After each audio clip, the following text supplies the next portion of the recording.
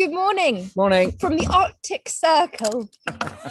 Oh, it's cold today. When everyone said, oh, it's going to be great, we'll get up and, we'll be doing them at 9 a.m. We can do them outside. Great. Love it. But it's cold. I thought it'd be spring. It's not even 9 a.m.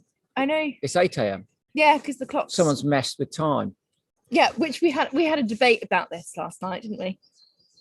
Do you want to tell everyone what happened? Well, I've always been really upset about the fact that we mess with time. I think time's sort of pretty sacrosanct. Yeah. And we didn't all start just sort of changing it to suit ourselves. Now, I understand, obviously, when daylight saving time was introduced, there were very good reasons for it. And, when I were a kid, one of the key things that was cited, because they stopped doing it for a while, Did they? Yes, I think in the 1960s, we all used to, I tell you what, they stopped doing it, and it was dark when we were going to school.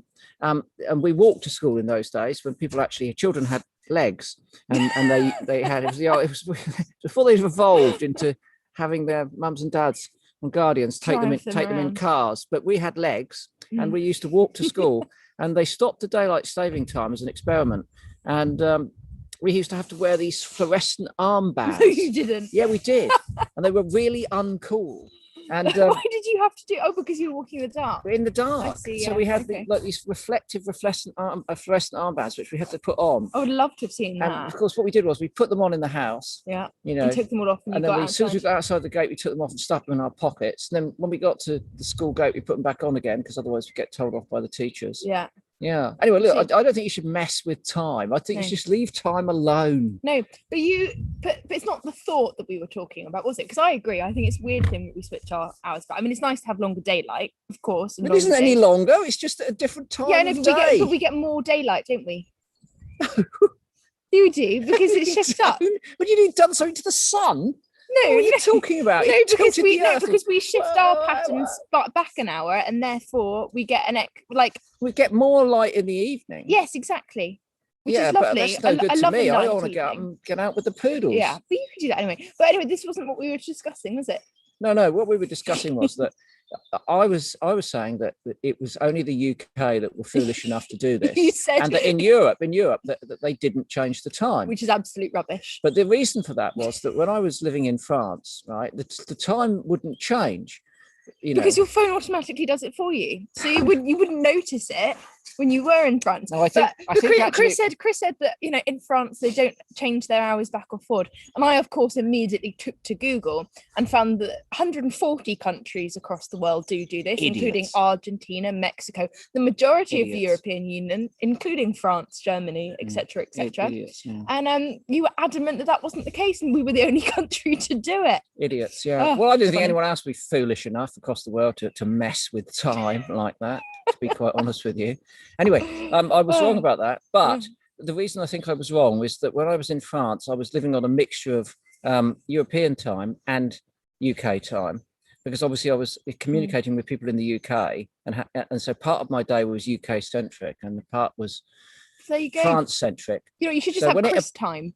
You should just have, I had a great time. Forget everyone else's, clocks. You should just have your own. I had a great time. Anyway, look, we've been messing with time, so it's 8 o'clock. Welcome. Well, it's 9 a.m., but yes, hello. Good morning. You can have it. I'm saying it's 8.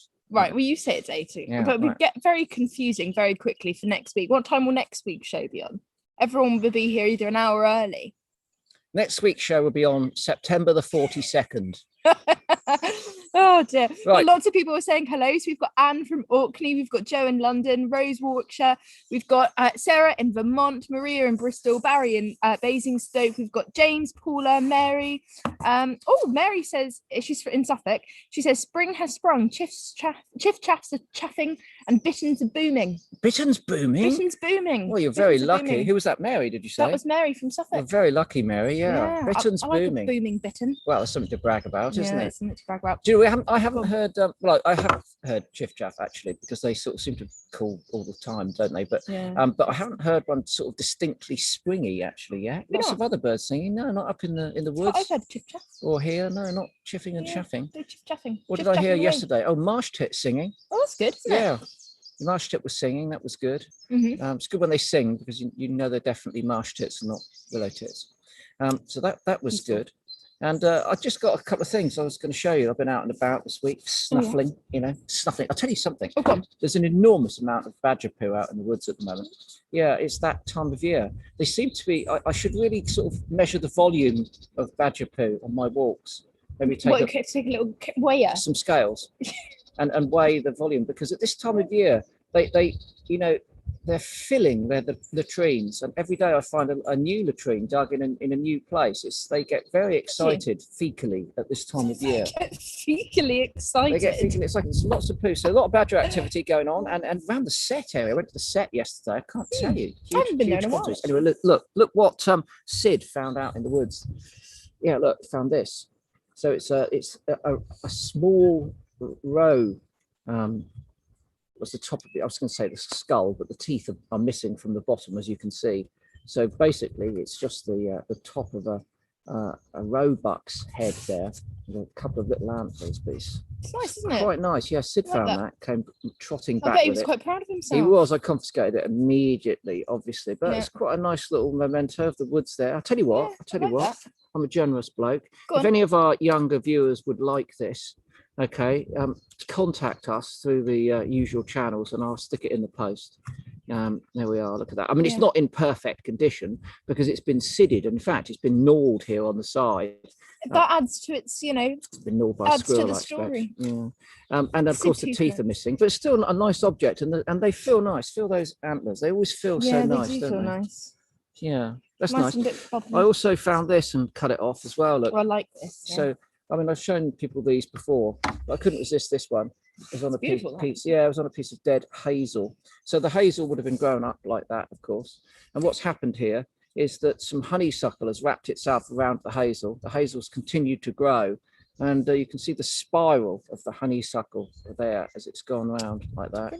And it's caused the hazel to form, to appear to grow in a spiral. Hazel's growing straight up, of course, but because of the way the honeysuckle has constricted it, it's growing like that. I've got about 4 of these actually in the old container, and this is not the best one, but yeah, I don't know, I quite like those. I've always quite liked them. Yeah, I like that. Yeah. That's good. I thought about making some. Did you? Yeah, well, I mean, that's how they make walking sticks, isn't it? Because they grow it up and then wind some wire around it. They do something to make it grow in that kind of contorted way. Yeah, I might do that. I might, I'm getting on, so I might be needing a stick relatively shortly. Yeah, and much more gardening. I'll need more than a stick, I can tell you.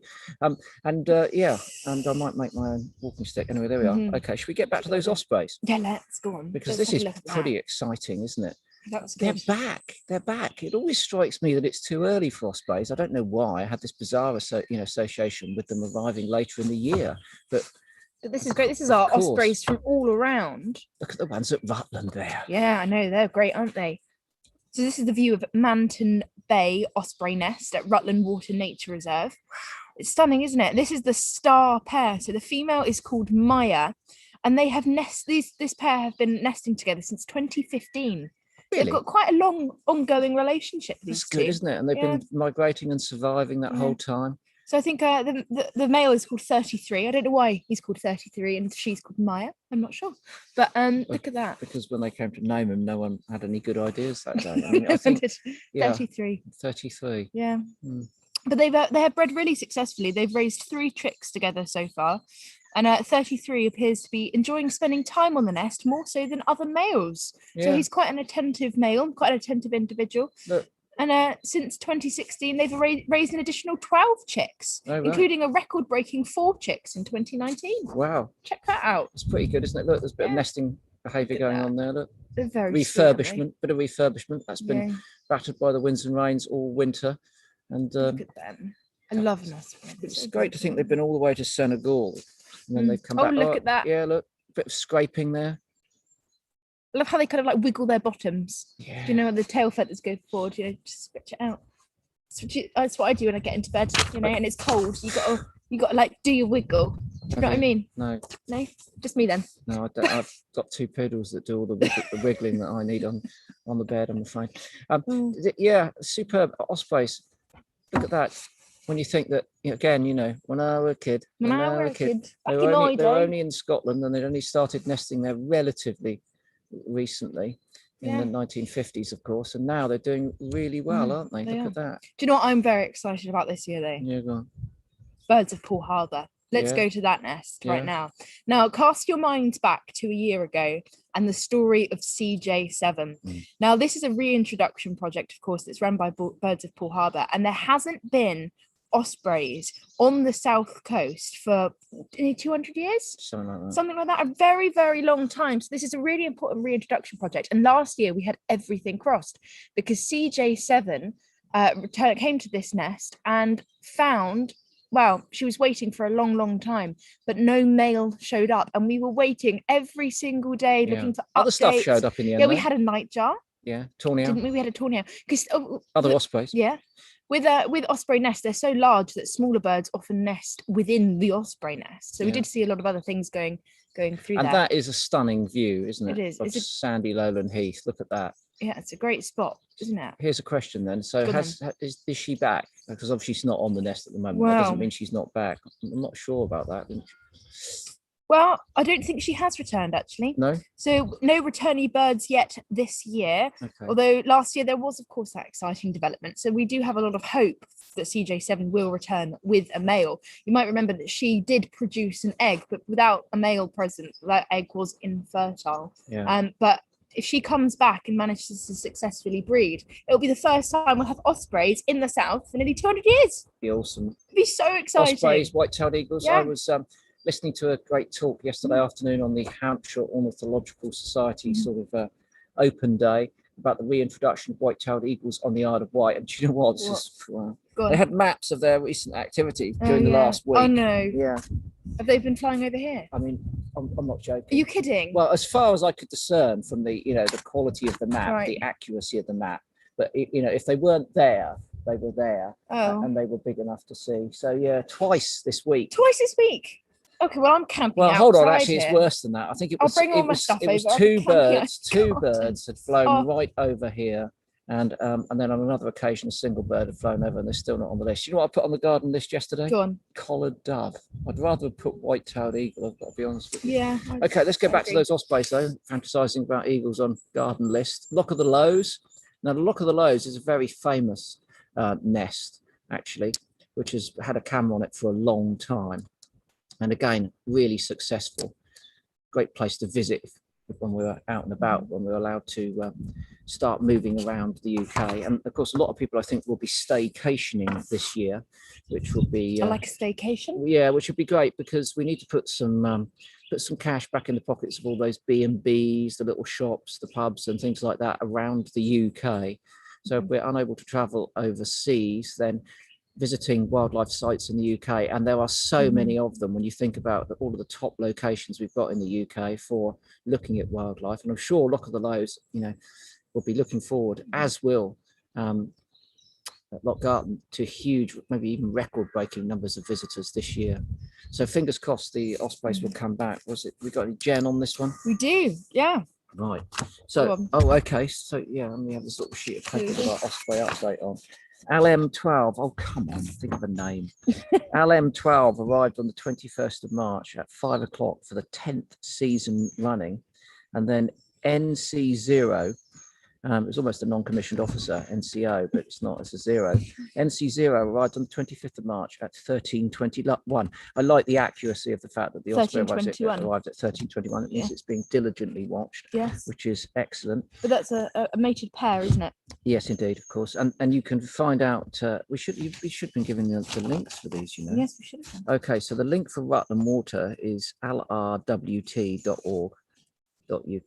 lrwt.org.uk. There's a donate link there. These cameras are expensive to run and we get so much enjoyment from them that if you can give a small donation, it would be most welcome. Birds of Poole Harbour, of course, not just covering the cost of the camera, but also helping with the reintroduction project, which is ongoing and will be for a few years yet. And that's obviously birdsofpooleharbour.co.uk. Lock of the Lows, scottishwildlifetrust.org.uk. So that's this one. And so there will be plenty of activity there. Maybe if they come back at any point they were on the nest just a minute when we started, weren't they? Yeah. Ospreys, eh? Okay, lastly, let's go to the last of the four nests that we're looking at this morning. This one's in the Glasland Valley. Now, Yolo Williams, if he's up and about and watching, can obviously immediately text me and tell me that my pronunciation of the Glasland Valley, the Bywyd Gwylt Glasland Wildlife. That's better than I would have said. I'm sorry, I don't mean to be in any way inappropriate or rude to the Welsh language. It's just not something that I've mastered. My French, Spanish, in fact, every other language other than English is poorly pronounced. So sorry about that. And if Yolo were here, he'd get it right for us, obviously. Okay, so the ospreys that we've got at that nest, which we have looked at before, look at that. That one's been rainy over there. Yeah, it is a bit rainy there. But also, look, I see that they've been helping with a bit of nest building there. They've been put there. You can see some cable ties where they've tied that nest together. It looks quite exposed, that one, doesn't it? Yeah, it looks very, very wet and windy. Okay, so the ospreys that are hopefully visiting this are Mrs. G and Aaron. I like that. Yeah, proper names. Proper names. I like that. I like the name Mrs. G. Yeah, better than LM12. Honestly, come on. Okay, I'm sure they've got nicknames on location. I'm sure they have. But anyway, listen. Mrs. G is the oldest breeding female in Wales and has been breeding there since 2004. This is amazing. To date, she's successfully raised 41 chicks. Mrs. G, little devil. And has 100 grand chicks and 4 great grand chicks. Wow. Her first mate was Oka 11. 1998, and they raised 26 chicks. He failed to return 2015 when she was attracted to her current mate, and they've raised 15 chicks together so far. And she returned on the 19th, for the 19th year, running on the 25th of March at 08:42. And again, excellent precision there from the Glasland Wildlife. And the link for this one is Glasland Wildlife, so that's GLASLYN. GLASLYN wildlife.co.uk, and you can keep your eyes peeled and pinned on these over the next few weeks to check out all of that osprey activity. I love that. And of course, you're going to want to keep an eye on all of those. Yeah, we are. Really? I mean, you're guaranteed activity at obviously at Loch of the Lows, Glasland, and Rutland, but the one that perhaps we are most interested in at this point, just to see if they turn up, would be Poole, because if they were to raise young, as you say, in the south of England, that would be quite a huge feat. It'd be a huge success. Amazing, hey, look at this. This is the SIBC t-shirt. Oh yeah. Look. I did wear mine today. What Debbie did? I did, but it's so chilly. Yeah. Well, there we are. Well done. There you go. There it is. Mine's Okay. been wearing. Well, I'm holding mine up because there was no way that I was going to be peeling open the front of my puffer. Those t-shirts are available if you'd like them, and you can get those at sibird.club, sibird.club/t-shirt. Yeah, they're all really ethically sourced, ethically made, printed using vegan prints and everything else, and renewable energy powered factories. Yeah, so they're all as ethical as we can make them, and lots of you have been buying them. Yes. So thank you. We've seen so many photos. I think we can have a look at some of the photos that have been sent in to us. Look. Maybe not. Maybe not. Maybe not. But yes, lots of photos have come. So thank you very much for sending those to us. I'm really glad you're. Oh, there we are. Oh, there we are. Look at that. Okay. I like those. Yes. They look good. I quite like it in black. Yes. I might have to get a black one. Yeah, it doesn't show the pool part. I mean, poodle. Yeah, when the poos jump up, you know. Oh yeah. Put mud over everything. Oh, I see. Yeah. Look, this is how it's all made. Here we are. It's all very clever, isn't it? It's being scanned, being printed, sent out in. Oh. No plastic, obviously, in the post, which is good, isn't it? Money goes back to the communities of the people that actually produce the cotton, all that sort of stuff. Yeah. Jolly good. Yeah, so if you'd like one of those, then do send it. Right now, today's quiz is here. It's quite fragile, relatively precious. It's not the only one I've got, but a little bit of it did break off last night, which caused me a bit of concern. Oh dear. Yeah. Okay, I'll hold it up. There we are. There we are. Okay, what do you think that is? Right, and I'm actually going to hold it much closer to the screen and in that direction. So see if you can look at that and have a look at what's in it, what's on the surface and what's in it. I think we've got a photo too to give you an idea of scale, if you don't know how big my fingers are. And look at that. Yeah, and you need to think about what you can see on the surface of it, which is protruding from the interior part of this object. And it's come from the UK. What else can I say as a clue? A bit harder to find these days than they were when I was a kid, but nevertheless. Yeah, it's a good one, that one. Yeah, it is.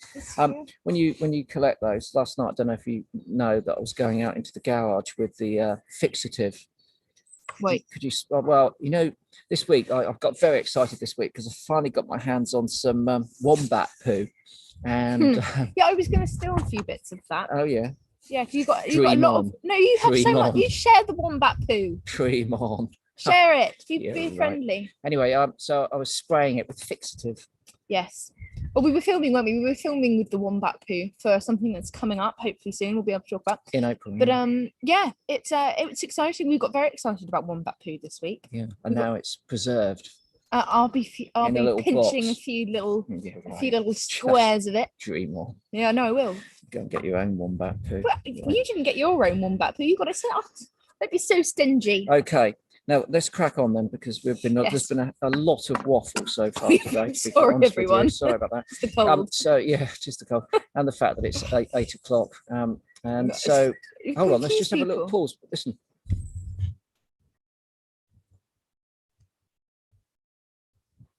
Stopped. Just stopped. Just right at that moment. Been singing like absolute bonkers, hasn't it? Yeah. One of the friends of SIBC for the from the outset, of course, friend of ours from far going back a long way, is Luke Massey. Luke Massey is he's still young actually. Yeah, he's still young. Oh. Okay, young filmmaker, cameraman, brilliant naturalist, amazing and campaigner. I met Luke years ago when we were going to Malta and Cyprus, up all night. He did fall asleep in the car a couple of times. So we won't mention that, but So did you, I'm sure. Ruth Peacey and I never fell asleep in the car. Yeah, right. No, I don't believe that. I think I was out in Cyprus that'd have been dangerous. With you. That'd have been dangerous because one of us was driving. Anyway, listen, it only happened the once. He's up all night. He really does his stuff. And relatively recently, he bought a farm out in Spain. In Spain, yeah. He got a beautiful. I mean, you might have seen it on SIBC. He's been showing videos, and he's got a beautiful farmhouse. Yeah. And he lives on this gorgeous area of land with his family, and they're out exploring it all the time. Oh, look, we've got an update. Yeah, we do. We've got a winter update. Yeah. From Life on the farm. Wild Thinker. Here we go. Welcome back to Wild Thinker. It's been a while. We've survived the winter, and it was quite a cold one. We had lots of redwings. First snow for 10 years or so, and it was really interesting to see our domestic animals survive, but also coexist with the wildlife.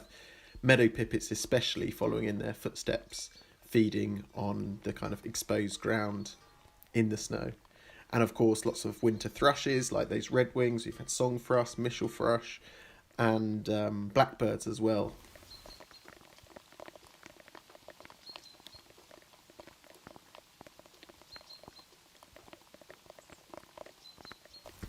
And for the not so fortunate creatures, the vultures have been soaring overhead, looking to see if anything has succumbed to the cold weather. We're hoping the frosts that we've had have put paid to any Asian hornets that have recently invaded. We lost all of our beehives last year.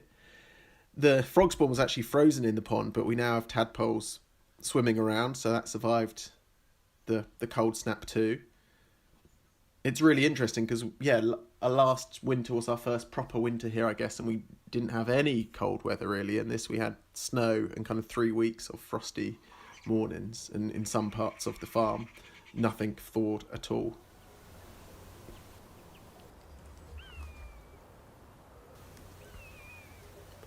Our sheep have begun to lamb, so that has brought in ravens and vultures. We had a raven incident with one of our lambs, so we now have a lamb being bottle raised. But that's just part and parcel of living alongside nature. And we leave the placentas out. We move them away from where they actually lamb and put them where the sheep aren't grazing.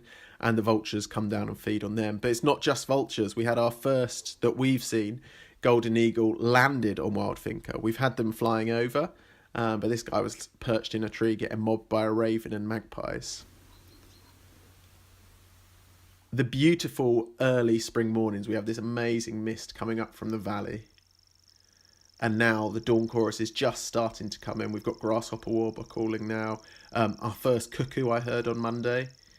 There's a few species that are basically a week earlier than last year, which is really interesting.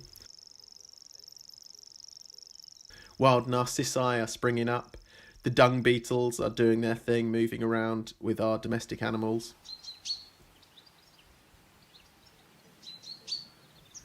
And searle buntings have really been making their voice known. Firecrest too, flitting about in the bushes, one of our favourites here. And like I say, those migrants are coming back. Our Egyptian vultures are back. And this week on Monday, despite the wind, it was a beautiful day, and our short-toed eagle pair are back too. So spring has most definitely sprung here at Wild Finca.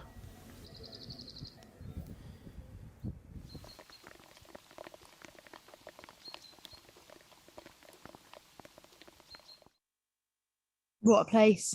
Short-toed What a eagle place. on the garden list.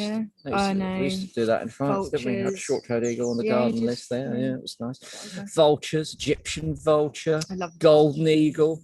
Honestly, I know. what a place. I know. What a place. Amazing. Mind you, it looks like it's been quite a harsh winter. Yeah, it's first snowing. Very long. And of course, Luke, you probably have been doing a lot of the DIY. The roof's probably still off. I can just see the family in there now, shivering away because he's been out filming and not putting the roof on, and the water, cold water. They're washing with cold water because he still hasn't got the boiler fixed. I think we should probably find out. Luke, what is the state? What's going on? Here he is, the one and only Luke Massey. Morning, Luke. Good morning. Well, we did survive the winter. We did have one morning actually where my son, now he's walking, I stupidly put the water stop tap perfectly at his level, and the first cold morning we had no water. And I thought, the pipes are frozen. He blimmin' the day before had turned the tap off. So we didn't actually have any water for a whole day because it did all freeze. But apart from that, we've been fine. And yeah, cracking on with the DIY. Another roof went on this week, so yeah. Yeah. I'm actually, my motivation is for swifts and house martins. That's why I'm trying to get the roofs done. So we had a load of house martin swift boxes went up last week, and then a couple more this week. But we've had house martins coming through already. All the migrants really flying. That's really early in the film. You were talking about grasshopper warbler. Now that strikes me, even for where you are, because obviously you're considerably. What you must be from the UK. What are you? You've got to be what 5, 6. Well, you must be at least 600 miles south of where we are in the south of England here. Yeah, I think it's 1,000 kilometres or so. It's 1,200. No, more than that actually. Yeah, and I'm not sure. You can tell my geographical knowledge. Maybe about 700, 600 to 700 miles then. So, but nevertheless, that's still surely early for grasshopper warbler. Yeah, this year they were much earlier, it's really interesting. I was actually talking to a local guy the other day because, like I mentioned in the film, obviously the frost and the snow. Last year, obviously we had no snow, and frost, we literally had 2 mornings and it was gone by kind of 10:30, 11. And this year we had 3 weeks of heavy, heavy frosts, which obviously for our lemon trees and stuff wasn't very good. But hopefully that will, there's processionary caterpillars and Asian hornets are both kind of new invasive species here. They've been in Spain, but they've worked their way up. So hopefully that kind of hits them on the head a little bit. But yeah, surprisingly, I guess because the birds don't really know about the frost, and I guess we had southerly winds earlier. I don't really know, to be honest. Yeah, there definitely was an influx. Everything's come 2 weeks earlier, avian species wise, which is really interesting. Grasshopper warbler. We've got lots of swallows now, but still passing through, none. But which did happen last week, but I think earlier. Short-toed eagles, they didn't turn up till the 29th, so tomorrow last year. Are they migrants? They're a week earlier. Yeah, the short-toads are as well. It's quite interesting. I follow a guy called Simon Tompkin. I think he's in Tarifa, and it's quite funny. Obviously, opposite ends of Spain, and he's seeing the birds coming in to Spain. And it's almost like he posts 74,000 black kites came in this morning, and then 2 days later black kites start coming through up here. So it kind of seems to take them about 2 days to get through Spain, and then they're turning up. And now we do have them. Unfortunately, we had a fox attack the other day on our ducks overnight, and we just left the carcasses out, and black kites feeding on them. One of our sheep gave birth, and the opposite happened. We left the placenta out and we never really have. You have one red kite maybe over winter, passes through once a week, but it clearly was a day when all the red kites are heading back down or heading north again. The kites that have migrated, the red kites, and had 20 red kites all feeding, kind of swooping in, and it must have just been the time that they went, oh, food came in. The black kites are the ones that are not resident, but they're breeding around here. Yeah, so that's amazing. I love the idea that you're kind of getting a kind of a notification of what's on the way, so you know what to go out and look out for 2 days later, roughly. That's really good. Yeah. No, definitely. And quick, get the boxes. This year I was very slack on my boxes. I don't know why, really. Well, filming, everything. Kind of it's kind of, we need an extra hour, a few hours a day, please, or an extra day a week. Well, you should come so over here, because we're messing with time over here. We're just messing with time, you know. Yeah, something like that. Luke, we have a question that's come in.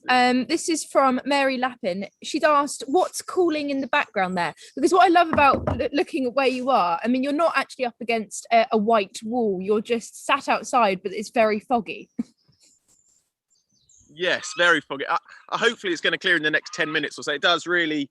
I messaged Fabian beforehand to see if I had time to hike up, because we've got like a hill above ours. We're literally on the line. You know, if you hike 60 meters up, then it's blue sky. So hopefully it will clear. But cooling, we have various cockerels, a Chinese goose. That might be the really loud one. They've just come out, and because it's misty. But we also have Searle bunting, which you saw in the film, is still calling in that same ash.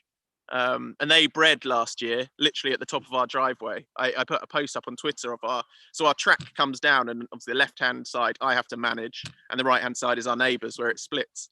And theirs is strimmed and weed-killered, unfortunately, and ours is all brambly and dog rose and stuff. And they actually bred in the brambles at the top of the drive, so you could do the washing up.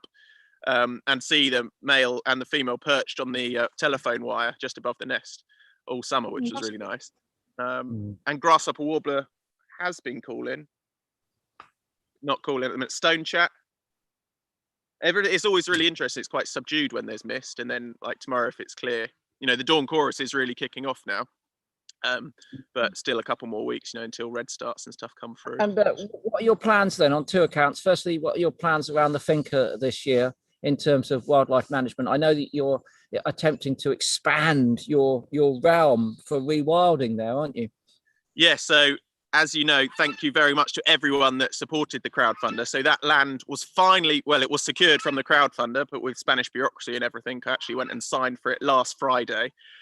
So that's all confirmed. And the seller, actually, the land that we confirmed in the crowdfunder, they had 4 more parcels of land that I think they'd inherited or something, and they just wanted rid of. So they actually gave us 4 more parcels of land, including like a really old orchard. We have about, not we, but the royal we, there must be about 300 hectares of kind of not ancient woodland, but nice chestnut oak woodland that stretches into the valley. And we got a couple of parcels in there, which I think technically it could be logged. So it's nice to have control over that. And we're just going to obviously just leave it. We're not going to do it. Well, I put a couple of red start boxes up in there to see if anyone sets up home. So yeah, this year it's mainly just kind of seeing what happens, you know, feeling our way. We've put 2 ponds in. One is filling. I typically we had lots and lots of rain and it filled up and then had a puncture, so completely unfilled. But I think next week we've got a bit of rain forecast. So I'm really interested to see what happens there. And yeah, just see it. It's really interesting to basically, we took a walk around the other day, and obviously we've reduced the grazing animals a lot from what used to be here. And the stuff that's popping up and kind of getting a chance to grow that I guess grew in the past but always got knocked back by grazers. We've got our 2 Astacon ponies and the sheep still, obviously, because we do need to keep that like mosaic of grazing animals. The grazing animals to keep that mosaic of habitats. But now it's trying to work out where to keep the sheep away from, for example, for the orchids to come up, even when they try and escape, and taming them. At the minute it's taming the Astacons, which is going well. We've had a few escapes where they've disappeared into the village, but luckily they come back for food. And then, yeah, nest boxes. I'm actually building a huge bee hotel at the minute. It's about 3 meters by 1.5 meters tall. So yeah, I was building that yesterday, so hopefully finish that this week.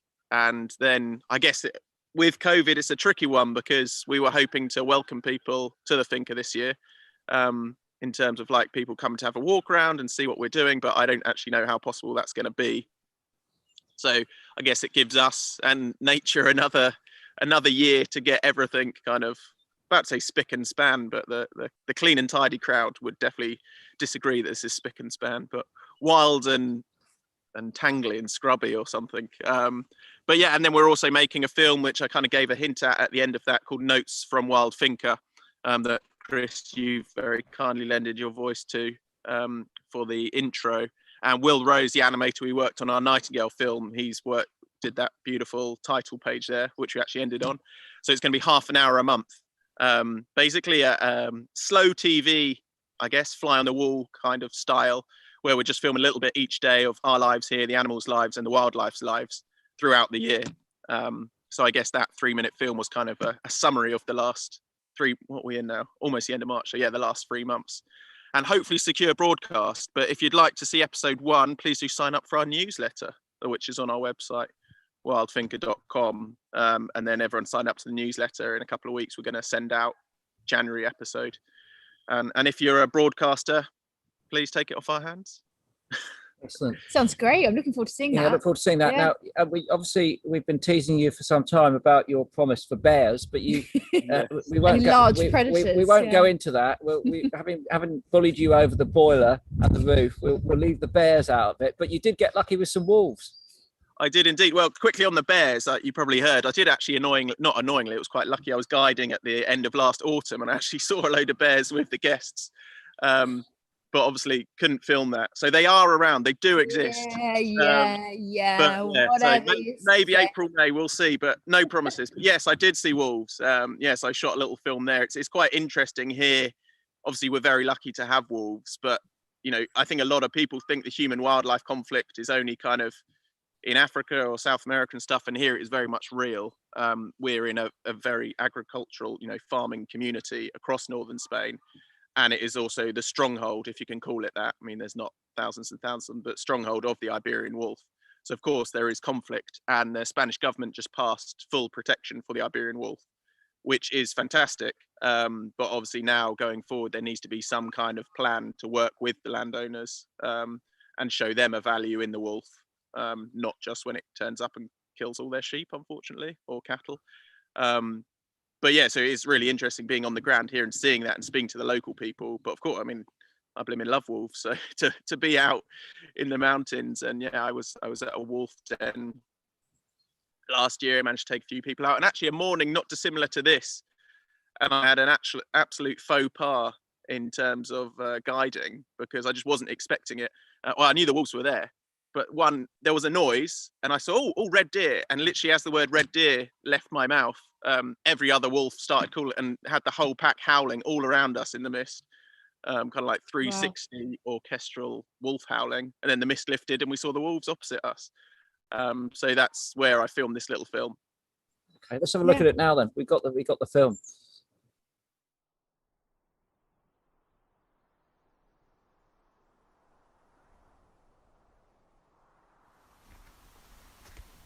Towards the end of 2020, I had the immense privilege to spend some time on a hillside watching a wolf den. The cubs were about 5 months old, so they were almost on their way out to head out into the big wide world. In Spain, wolves are kind of limited to the northern reaches, Asturias, Cantabria, Galicia, Castile and Leon. And these guys were doing really well, but the human wildlife conflict is very much real. Hopefully these guys, they were in an area with not too much farming going on, so hopefully they'd go about their business and not cause too much trouble, let's say.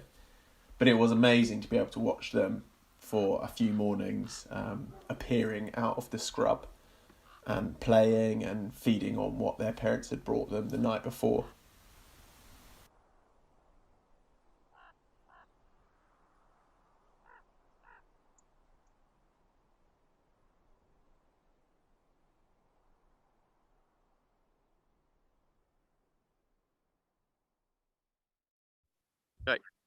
What a beautiful sight. I know. There were wolves. I know. I was very excited when Fabian said, Luke's got a wolf film for us. I know. I didn't believe it, but there it was. I know, It was amazing. What amazing footage. Very fortunate. Yeah. That's fantastic stuff, Luke. So that denning behaviour then, I'm surprised that they've stayed at the den for that long, because they look pretty big, those wolves, at that stage. Yeah, that was really, really on the cusp. So I think that was September, October, and that is when they start moving on. Kind of, they'll start denning around now, March, April, and then they hang around for 5-6 months and then start dispersing. And yeah, I mean, that's good for them in terms of their survival. What was really interesting about that den, it was right next to a road, not a major road at all. It was a dead end road to a village. But I was a bit worried, obviously, because of our new lockdown rules, we can't leave Asturias, and those wolves were just outside of Asturias. So I don't actually know how those ones are doing. But yeah, I think the last time I saw them with the group I was guiding, I had 4 cubs right next to the road. And unfortunately, I think they'd be scared of you on foot, but not really scared of a vehicle. And one did get hit by a car literally the day before we visited. So of course, that is the other problem with them living so close to kind of human habitation. Not only the conflict, but obviously their, I guess, run-ins with humans. Yeah, and what about another problem with living next to humans is that humans very frequently have dogs, and hybridization with domestic dogs is an issue as well, isn't it? I'm not so sure if Iberian. I know in Italy, I think that's happened. I'm not 100% sure because you have to kind of take it with a pinch of salt here as well, because there's also stories of people releasing wolves into the wild here. But yeah, I would assume there's mastines, like the Spanish Mastiff, which people use to protect protect livestock. And I think there have been instances where, yeah, people have seen kind of either a mastine actually hanging out with a wolf pack, or vice versa, a wolf hanging out with a mastine as a couple. So I assume they have bred, but I haven't seen too much of it in Spain. I guess those kind of ones would be the easiest to control, let's say, by the government or whoever needs to, if they are very close to people and hanging out with dogs. Unfortunately, all the other ones are very much, wild. Some of them you've got to hike for 4 hours up into the mountains and they're nowhere near anyone. So I guess they're fine. But yeah, to be honest, I haven't looked hugely at the hybridization of it, but I know in Italy it has happened. And now that they've got that full protection that you mentioned from the government, is that going to be a real on the ground benefit, do you think? I mean, it's all very well having legislation. We've got legislation here that protects our birds of prey, but they're still sadly slaughtered on a daily basis. So, what does it actually mean, do you think? I'm not sure. So basically the full protection at the minute means that like you and I couldn't apply for a permit to hunt them. But I think if there was a problem wolf, so to speak, the government can still come in and control them. But like I say, the problem here is that, I live in a rural agricultural community and the farmers are incredibly angry, and kind of rightly so, because they've been told they can't do anything to these wolves, which, like you say, which to me could elude people take matters into their own hands, unfortunately. But also they aren't really being supported in any way, which isn't ideal. Like they've been told they've just got to live with wolves and kind of that's final for the moment. What I'd like to see, and I'm sure maybe this is being worked on in the background, but I think in Romania they've done it quite a lot, working with the herders there, training people to live with wolves, supplying them with livestock guardian dogs, but the thing is, you can't just have one big dog with a flock of sheep. That's not going to put off a pack of wolves. You need 10, and 10 of them cost a lot of money to not only get 10 but also to feed. So there's all these like chain of events that kind of are needed to allow people to live with wolves and also see some kind of benefit. Somiedo, where the phantom bears live, that is a place that is an agricultural community and is booming in tourism because of bear tourism, but there's nothing like that really in at least in Asturias in terms of wolf tourism. And I guess that's what people need to see, unfortunately. But then will that have the far-reaching effects and the education to see that wolves are an incredibly important part of an ecosystem? There is free-ranging livestock here. And recently I've seen stories of there's some kind of illness, I think it's a worm or some kind of parasite I don't know much about, basically going up roe deer's noses and killing them. But, stuff like that only starts appearing, as when you take out the predators that would take out the ill and infirm, so to speak. So I guess it's an education thing, showing that if you have wolves, it can bring in tourism, it can benefit the health of the ecosystem for your livestock. It's such a complex situation. I think when you look at the wolf, it's always an animal that has intrigued me, because you look at certain stories, in the Far East and in the States and Canada with indigenous peoples, the wolf is held in such high regard. Yet in Europe and, as in the UK, we've exterminated them or doing our best to exterminate them.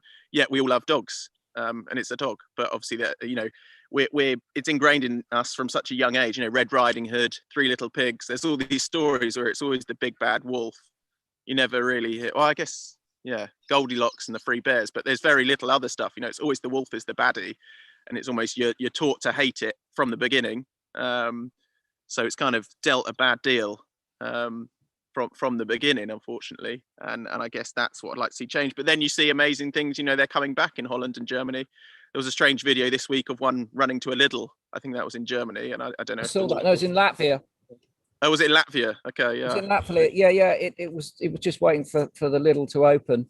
And daily morning snack. I remember you and I actually sort of hiding in a car outside of a Lidl in Cyprus, waiting for it to open after a long night of tramping around and getting chased. And exactly, we can empathise with that wolf. It probably had a long night of being chased by people and just wanted a little special, perhaps. But yeah, I think it's such a tricky one on the wolves, and I mean, I'd love to see them back. Interestingly, kind of related to wolves, but to put things into perspective, I saw a really interesting video last week from the RSPB of using cattle in Scotland to help create habitat for capercaillie. And the capercaillie here in Asturias and Cantabria, and I think it's in Cantabria. Anyhow, it's declined hugely. The last one, kind of where we live, was 1989, I think, or 1979. So I messaged a farmer who I've been speaking to a lot about the capercaillie. They call it the Uragayo Aki here. And I sent him the video and said it's all in English, but look, and he said, oh, really interesting, but there's no wolves in Scotland. First thing he said, there's no wolves in Scotland. So of course you can put cows in the fields. And I just said, well, for the moment, there's no wolves in Scotland. So yeah, we'll see. Yeah, hopefully. It would be good. Rewilding is on our agenda. In fact, there's a rewilding conference coming up. We're going to be talking about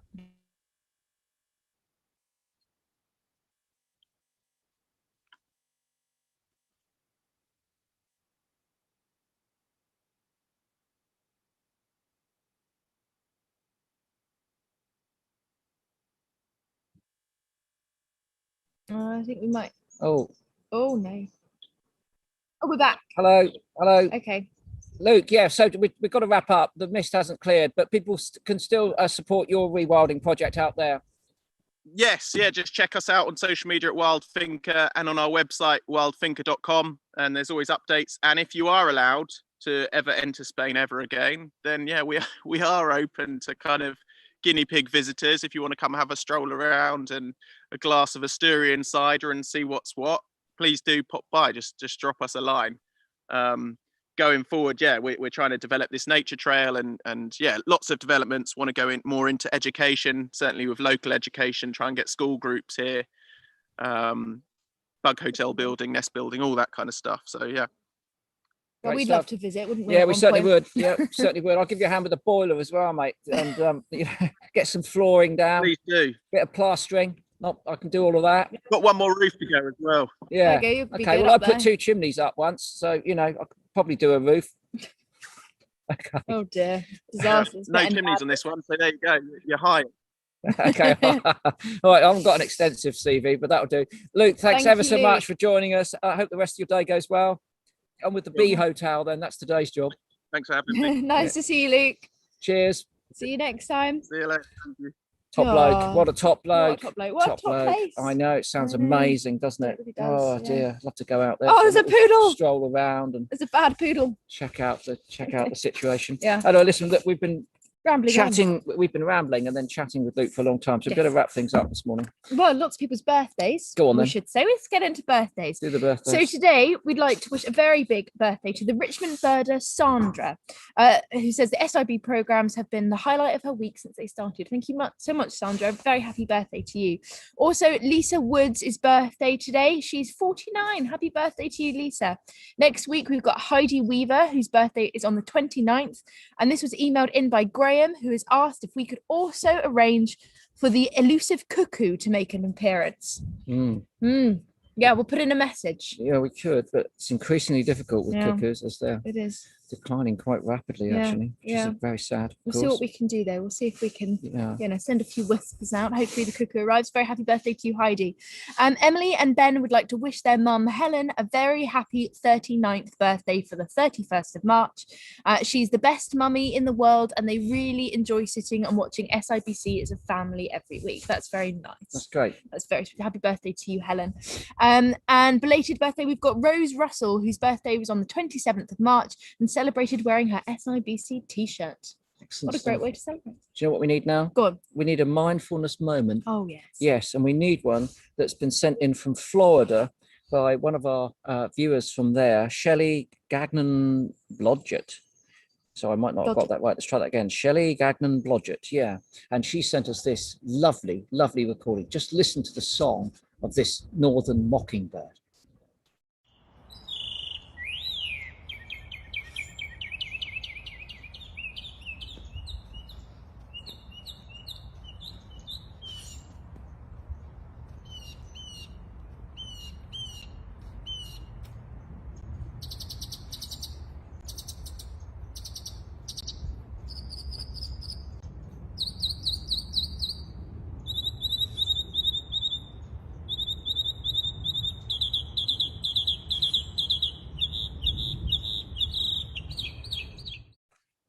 What song. an amazing sound, isn't it? It's fantastic, isn't So it? immediately calm already. What lovely mindfulness moment. Northern mockingbird, really quite a common and widespread bird over North America, all the way down to Mexico into South America. There's quite a lot of mockingbird species, actually. You get them on Galapagos as well, but they're called mockingbirds because they're mimics. So they mimic lots of other birds' songs, up to about 30 species, I think. Also car alarms. Other stuff. People, doors, shutting. Yeah, they're amazing mimics. If you go on YouTube, have a Google, you'll get yourself into a YouTube hole watching that kind of stuff. I love it. And they have about 200, up to 200 songs, and they continue to learn more songs as long as they live. And of course, it's the usual thing with the males. Although having said that, female mockingbirds sing as well, not as much as the males, but they do sing, a bit like our robins, I suppose, both sexes singing, and they do sing. And the ones that have the greatest repertoire are the fittest and get their mates. Yeah, good stuff. But thank you, Shelley, for sending that. It's fantastic. So beautifully green and lush, Florida. Just saying, I was looking forward to a bit of greenery on our trees. Not long now. Not long. Okay. Should we do the quiz reveal? Okay, let's. Right. Let's see who got that one Who right. got it right? I'll get it Quite out a few people. Did they? I think they did, actually. Yeah, but did they get it precisely right? Oh, I don't know. Kate, anyone got it precisely right? Send me a message. So we have got Simon, Karen, Tara, Joyo, Fezgod, Fiona, Wildlife Rufus, Debbie, Claire, Ian, Abe Photographer, and Barb. Okay. So it's a pellet. It's the regurgitated remains of prey. And so what happens is the bird eats prey with indigestible parts in it. It separates those indigestible parts in its crop. And then rather than pass them through its alimentary system, down through its stomach and gut, intestines and everything else, it regurgitates this. This comes back out of the bird's mouth. And it's called a pellet, of course. And lots of birds make these pellets, even robins, if they've been eating lots of insects, they'll cough up a pellet. Blackbirds eat worms, they cough up a little pellet of mud. Gulls, crows, and of course birds of prey and owls. And that is the pellet of a little owl.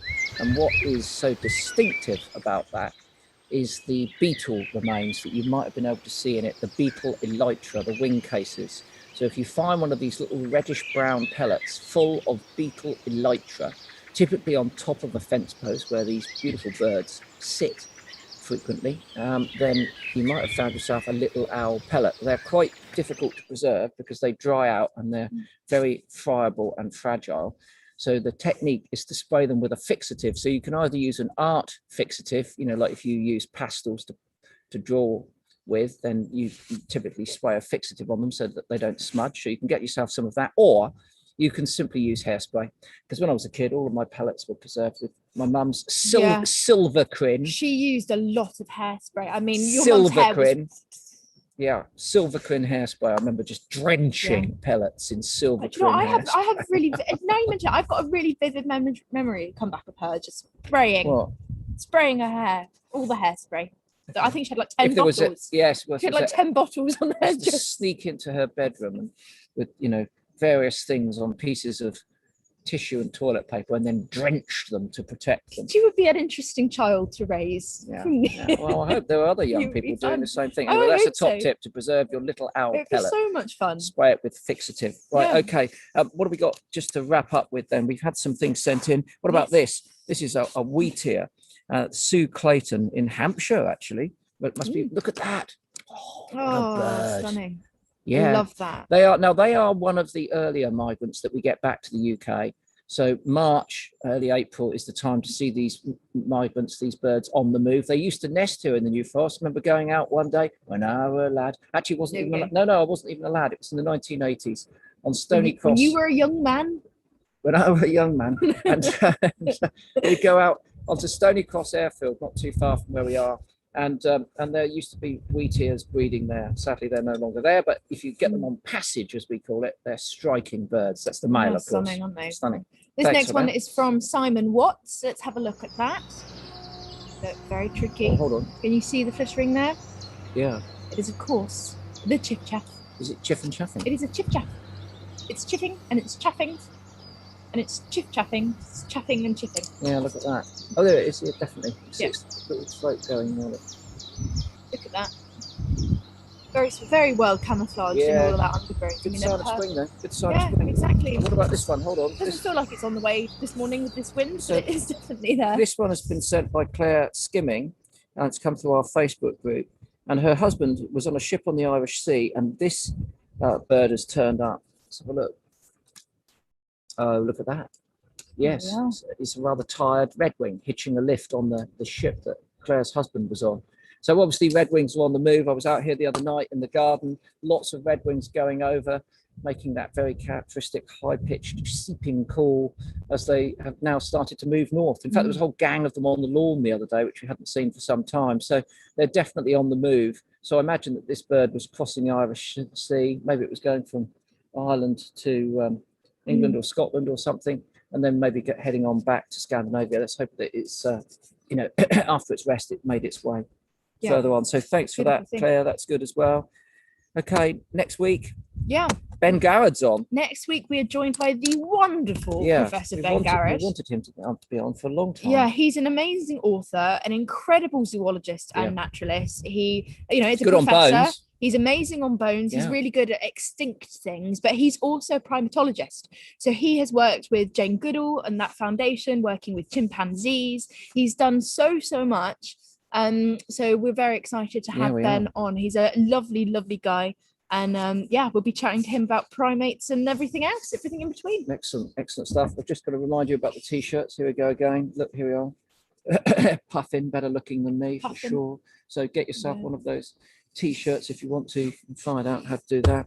And then one other thing that we ought to talk about is the fact that we have been asked very kindly, we're flattered to be asked that we're doing a Rewilding Summit on April the 10th with Birds of Poole Harbour. And so you might want to be thinking about signing up for that. You can find the details at sibird.club/rewilding summit. Yeah, the link is in the chat now. It's going to be a really amazing time, amazing day, a few hours where we're going to be going live and we're going to be talking to the most amazing people around the country who are running projects about reintroductions. So we'll be discussing, what they are, what they do, what the purpose is, and what they're hoping to achieve. So lots of amazing people and projects, inspiring talks. So do book a ticket. It's going to be a really good way to spend a Saturday. Yeah. And one other thing we ought to squeeze in just quickly, Kate Mcrae. We featured her tawny owls. I've been following them all week on Twitter. Kate's been posting on Twitter. Yeah. And I think we might have a look float now of her tawny owls because there's been a hatch. Yes, very early. And love them. Obviously, they're one of the earliest species to actually hatch out. Look at the egg. You can see the egg shell there and that little young tawny. Yeah. Oh, being brooded under that very fluffy chest. It's so warm. I'd like to be under there right now. So really would. My legs have just given up the ghost, I think, actually. But there is that individual does have another egg, I believe. So keep an eye on that nest cam because that might hatch very soon if it hasn't already. Yeah, they do start incubating though with the first egg, I think, tawny. So they hatch asynchronously. Yeah. But at some point this week. Yeah. It won't be long. Wildlife Kate. Yeah, so you can check out all of her cameras. Okay. And, Right, now there's a message here from last week. yes. It says, "Hi, my sincere thanks for reading out a happy birthday to Claire this morning. For interest, Charlie, sorry. Don't know what's the matter with me. It's the numb cold. It's because it's quarter past 3 in the morning. So I'll start again, shall I? It's Because we're messing with time. Yeah. We're messing with We're time. messing with dimensions. Yeah. Next week we're not going to be featuring birds. We're going to be featuring tyrannosaurs because some people will have messed with time and we'll be back in the There'll be Cretaceous. woolly mammoths walking past. My sincere thanks for reading out a happy birthday to Charlie this morning. This was from last week. For interest, ptarmigan is his middle name. We wanted to give him a permanent reminder of the importance of the natural world. Well, there's always Transformers, BMX bikes and Freddos to compete with. His brother is called Rorqual, as in the whale. Rorqual. Thank you and best wishes, Johnny. So there we are. Yeah, so we were saying that he must have made up that name, but well, it's a real name. That's dead his cool. middle name. Isn't I it? love that. Yeah, because he was featured last week, wasn't he? Charlie Ptarmigan, and we were wondering about his name. Yeah. That's amazing. I love that. He's very lucky because his parents have got, had a good idea Yeah. and great imagination. Do you know what my middle name is? What? Oh no, I know this. Gary. Thanks, Mum. Thanks, Dad. Gary. Hey, mine's like equal to yours though, isn't it? What's mine? What's yours? This is an interesting test now. Go on, what's my middle name? I've got it on the fake. I've got it that it could be Shannon. Yay! Right, okay, yeah. You do know it. Shannon, yeah. But I think Charlotte's got a middle name as well. Don't tell her that. What's my first name? Megan. No, it's Lee, hyphenated. Megan Lee. Oh, yeah. My name's hyphenated. Does it really matter? It's not No, but I'm ptarmigan, curious. It's Not ptarmigan. But I'm is it? just testing you Okay. because you don't normally remember those kind of things. So I was just curious to Right. see whether you actually knew my whole name or not. Yeah. But you do. I'm impressed. If I'm actually I- surprised, genuinely If surprised. I'd have been involved in giving you a name, I might have gone for sort of Oh a, dear, yeah. Something like, I don't know, it might some confectionery from the 80s. Confectionery. Yeah. Like what? Like Spangle or something like that, You would have called me Spangle. Spangle. I tell you what, you go and speak to my mum and dad about that and see what they think. Bit late. Okay. Yeah. I think there's been way too much banter this morning. That's because we've messed with time and it's really upset my whole sort of cerebral cortex. The time messing's got caught in some sort of whirlpool vortex. I've had too much spice, basically. That's the problem. That's why my eyes are very blue this morning. Yeah. Particularly it's the volume of spice and I've had, and I'm going to go and fold space now. Like the Guild Navigator. You don't know what I'm going on about, do you? No, I don't. It's June. It's June. Yes, really? June. Well, yeah. Oh no, not June again. No, because Chris goes on about June. Anyway, we're gonna start rambling about everything now. June. If you do want something to watch that isn't a ridiculously long film, which I haven't actually seen, but I've heard mixed things about it. And they've made another one. Villeneuve's made one. It was go. meant to have been put out last October, and know. it's still not out. I know, We're we desperate know. to see June. Yes, we are. This Well, has they been the fold conversation space. for That's the what they last do. few You see, months. for them, time's not linear. They use this, this substance called spice, which they mine on the desert planet of Arrakis, and then they use it to fold space. I don't think anyone knows what you're going on about. Anyway, if you do. I'll get my coat. Yeah, go on, off you go. I was just going to mention quickly that this week on CBBC at 6:35, a new series which I've been working on called Planet Defenders is out. I talk about problems with sharks in the UK, but there's loads of other great episodes, so you can catch it all on BBC iPlayer now, though, if you want, if you can't wait for that. Anyway, we'll leave you with Ospreys, I suppose. Shall we go? Let's go to Rutland Water, shall we? Let's have a look. There we are. Right. So everyone, we will see you next week at 9 a.m.